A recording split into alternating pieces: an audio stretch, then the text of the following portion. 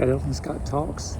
It's the 29th of June 2025. I went to Walgreens. My little Walgreens bag here on my bike. Spent $54 because of some medicine.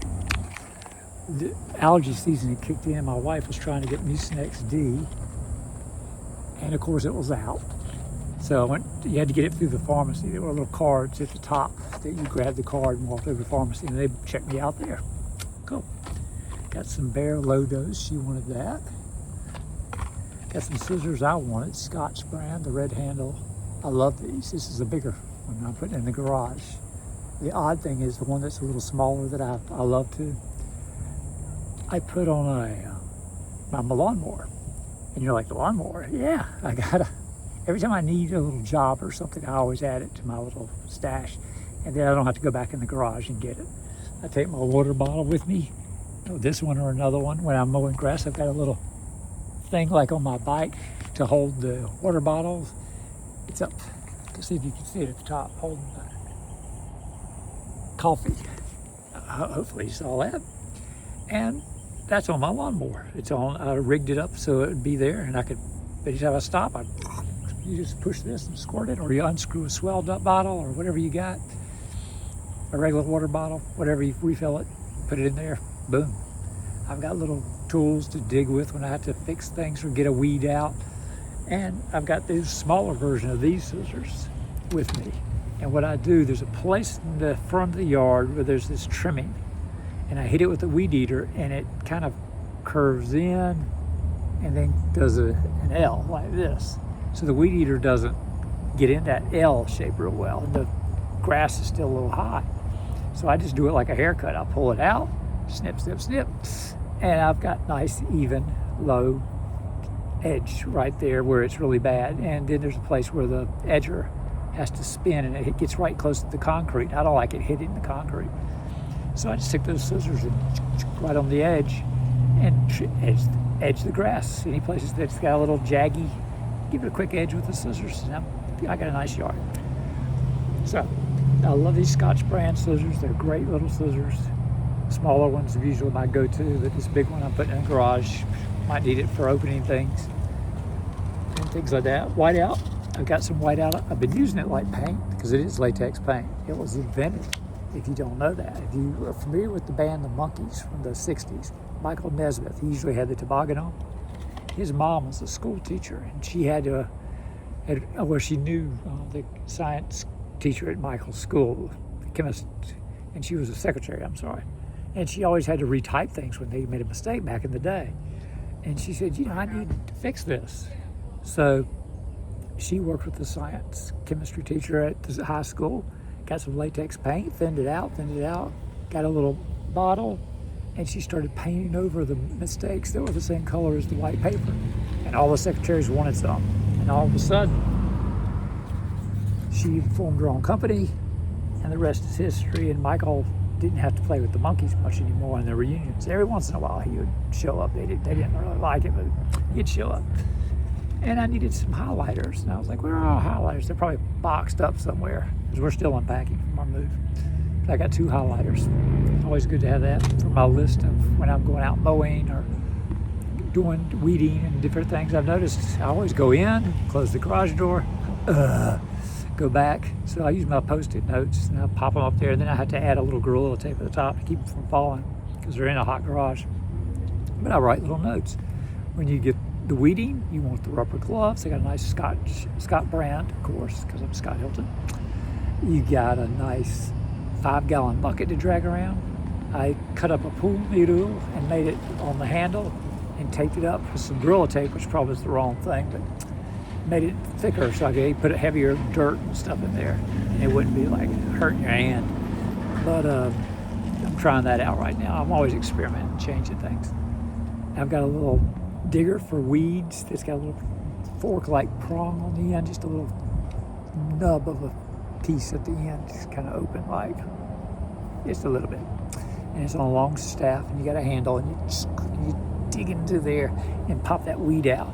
And I've got, when I'm weeding, I use weed killer with me in a spray bottle. I don't spray it near any plants, but if I have a weed or grass off to the side and I have to dig through the you know, the tree bark stuff that's decoration around the house.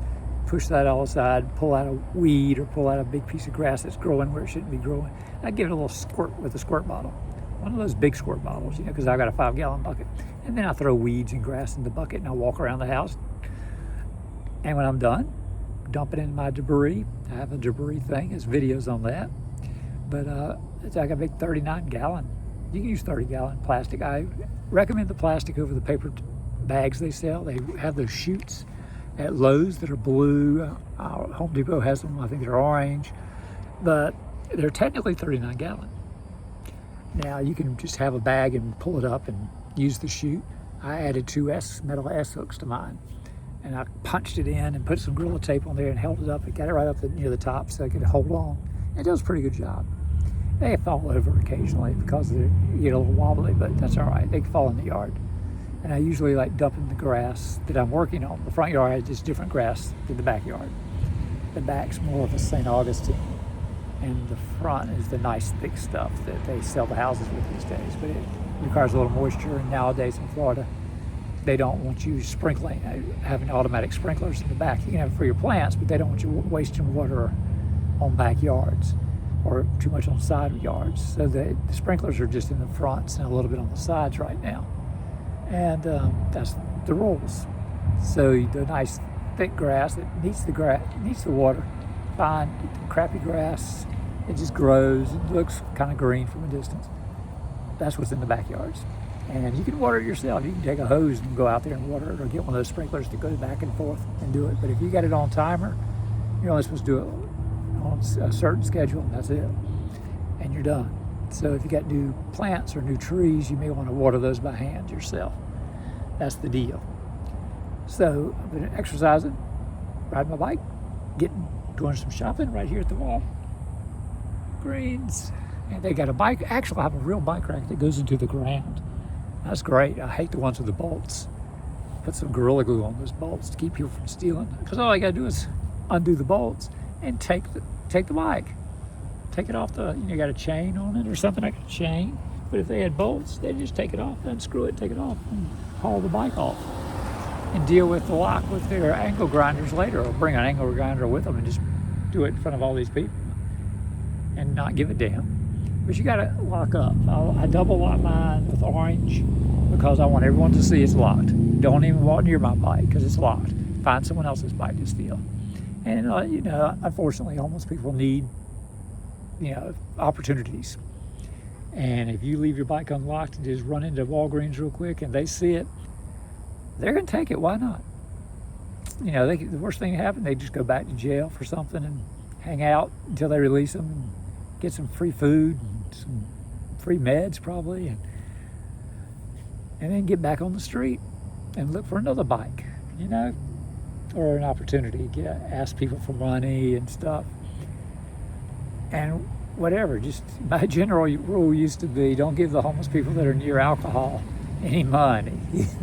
If they can walk to the ABC store across the street, nah, they're not looking for food.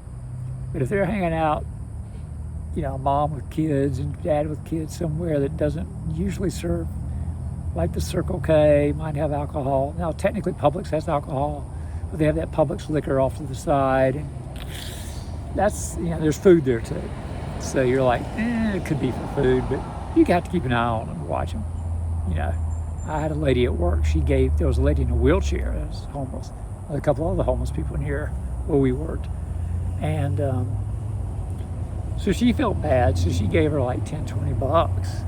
And I was like, that was a mistake. She's gonna share that money with those others. And I've never seen a beer can so big. It was huge. It was as big as my podium bottle. It had to be that big. Like a Miller Lite or something. This is years ago, but I was like, oh my gosh. And they were all sharing it. They were out there sharing it. And she went out there and cussed her out. She says, I told you to buy food with that. And she just had that look on her face like, whoa, why are you yelling at me? And they had all bought this big beer. I mean, they had to have change left over. I said, Max, they got change. Maybe they'll buy something.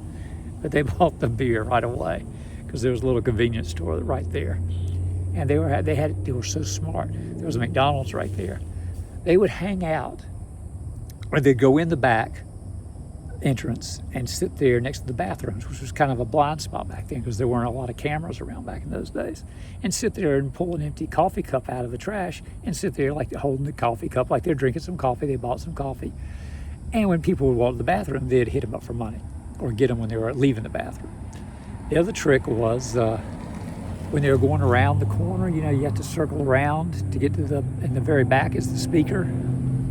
They were like right in that blind spot, right when you go around the corner, right, and when you were stuck, you were the next car to go to the speaker, but you weren't the car at the speaker. You were right behind that car, or 2 cars back. You were right there, kind of at a blind spot.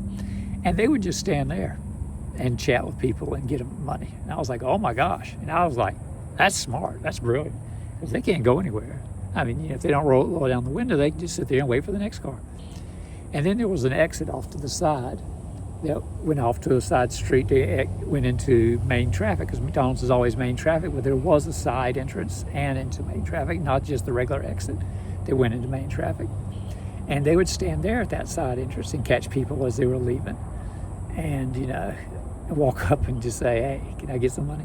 Because they had to stop for traffic to get into that side street to go out the exit if they were taking that way. And I was like, sheesh, man. And the neighborhood was getting worse and worse all the time. And I ended up leaving that job because it wasn't that safe. But yeah, I mean, when you're on your own like that, you just got to do what you got to do, and they're going to do what they got to do. So, and I've been to one of those places where they have the shoes and clothes drop, and someone left a bike there. And I said, someone parked their bike here? And I kind of rode by with my bike, and it was down where there was a Walmart here. And I looked, and it was just left there. And I was like, oh, they're donating a bike, and they know somebody will eventually walk by and take it. And I said, that's good, as long as someone's not grabbing it and selling it, somewhere, going on Facebook and selling it, because that's the other thing they do. They sell the parts. If they have angle grinders, they go into that much trouble. They might sell the bike on Facebook. So that's where you look for your bike right away, Facebook, if it's missing. But some professionals will sell the parts. They'll sell this guy and this guy, They'll sell the bike itself. They can sell it, the rack by itself if someone wants a rack. If they don't want a rack, they'll sell the whole bike.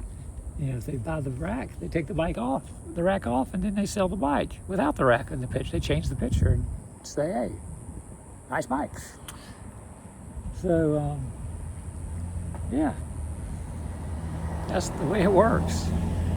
But yeah, a good day, good bike ride. It's supposed to rain and storm a little later. It's summertime in Florida. We get the storms, but you always check your weather app, because in the morning it will say just rain all day.